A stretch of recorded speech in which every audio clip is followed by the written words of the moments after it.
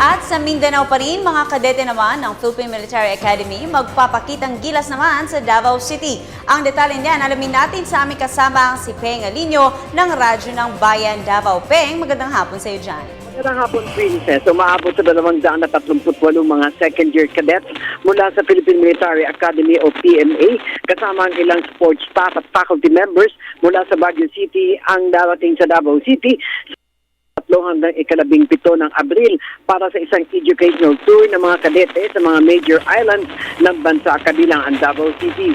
Ayon kay Colonel Benjamin Madrigal, Class 85 ng PMA at bagong hilang na presidente ng Philippine Military Academy Alumni Association Incorporated Davao Chapter, na ang Southern Cruise ay isang pag-aaral ng mga kadete upang malaman din nila ang kanilang misyon sa iba't ibang units ng Armed Forces of the Philippines o AFP, kung saan sila ay doon na rin matatalaga pagka-graduate nila at ibenta ang PMA sa mga kabataan para kumuha ng kurso sa PMA para sa isang career service. Kasama rin sa kanilang aktibidad ang pagpapaampo nila sa mga piling mga magulang ng mga taga Davao City na simula na noong pang taong 1979.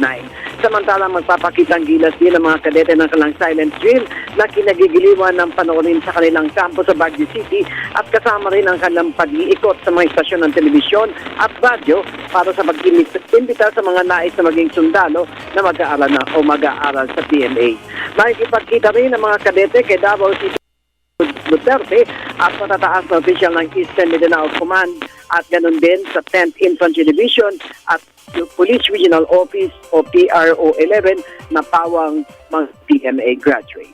Para sa Telebisyon ng Bayan, Peng Alinio, Radyo ng Bayan, Davao.